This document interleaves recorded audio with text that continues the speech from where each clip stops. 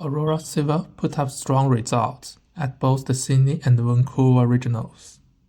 I also played the deck in Sydney and finished in the top 64.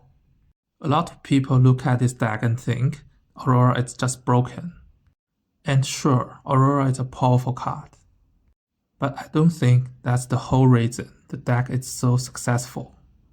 To me, what really makes Aurora Sivir so difficult to beat comes down to four things.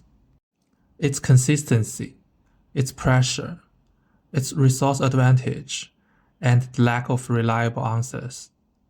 Let's start with consistency. A lot of people have the same feeling when they play against Aurora Sivir.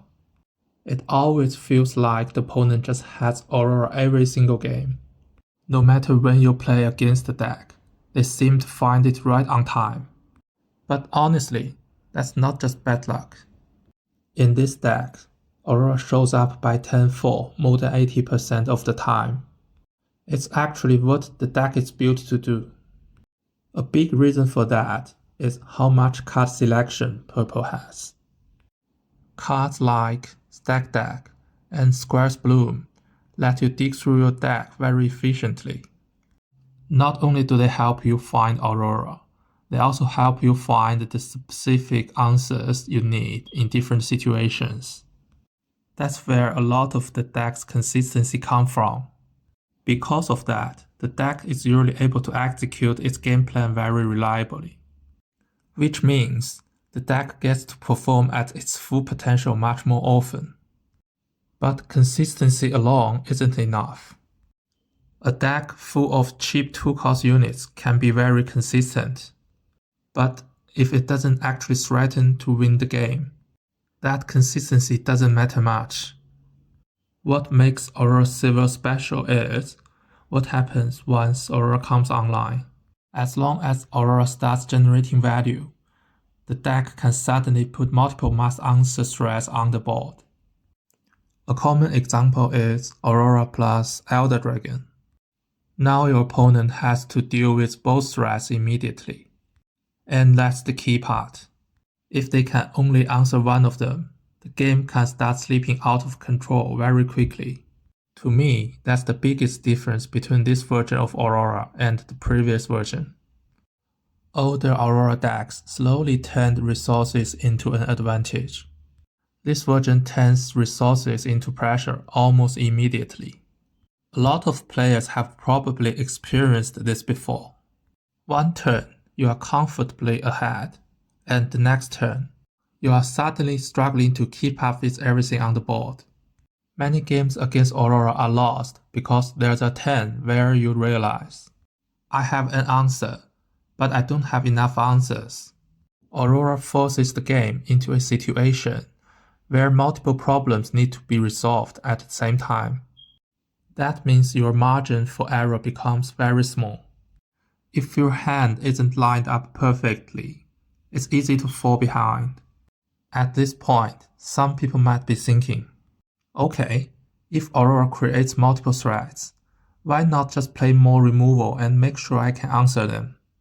And honestly, that sounds reasonable. But answering Aurora isn't as good as it looks. The problem is that, even when you have the answers, the exchange is often still bad for you. Let's use Aurora plus Elder Dragon as an example. When Elder Dragon comes down, it's usually taking out your biggest unit right away. Now let's assume you have the perfect response. You remove Aurora, you remove Elder Dragon, and everything goes exactly the way you want. Even then, you have probably spent 2 cards dealing with those threats. Meanwhile, all of that pressure came from a single Aurora activation. So, even in the best case scenario for the opponent, I have already traded 1 card for your biggest unit and 2 cards from your hand. That's not really a winning exchange. That's just damage control. That's one of the most frustrating things about playing against the deck. You finally find all the answers. You deal with Aurora. You deal with Elder Dragon. Then you look up and realize your opponent still has more cards more resources, and a better position going into the next turn. At that point, you start thinking, wait, didn't I already answer everything? And that's exactly the problem. Once Aurora starts generating value, simply answering the threats isn't enough anymore. The resource gap has already started to grow. At this point, you might be thinking, okay, if Aurora is so strong once it hits the board, why not just stop it before it gets played? And honestly, that's probably the best way to beat the deck. The problem is that it's much harder to do than it sounds. First, not every domain has access to hand disruption. Second, even if your deck includes hand disruption, the timing is extremely important. Those cards can only deal with Aurora while it's still in hand. Once Aurora is on the board, it's already too late. So, not only do you need the right answer, you need it at exactly the right time. And even then, Aurora has ways to fight back. Cards like Sabotage, Mind Splitter, and Invert Timelines can disrupt your hand before you get the chance to use those answers. So now the question isn't just, do I draw my answer? It's, do I draw my answer, and does my opponent have a way to stop it? And there's one more problem. Even if I don't have any hand disruption, and you do draw your answer on time, I can still draw Aurora and play it in the same turn. For example, at 10 runes, I can use Stack Deck to find Aurora and immediately put it into play. That's why games against Aurora often feels frustrating. You can put hand disruption into your deck and still fail to stop Aurora. You can play gear removal and still end up behind after dealing with it. A lot of players have the same feeling when facing the deck. You know what the answer is, but the answer is always just one step away. Maybe you draw it a turn too late. Maybe it gets discarded. Maybe you have it in hand, but your opponent still finds a way to land Aurora anyway. And that's why I think the real question has never been, can Aurora be answered? The real question is, can you answer it consistently?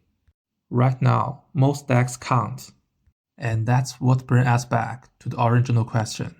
Why is Aurora Sivir so difficult to beat? To me, Aurora is obviously a powerful card. But that's not the only reason Aurora Sivir is so strong. The real strength of the deck comes from the whole package.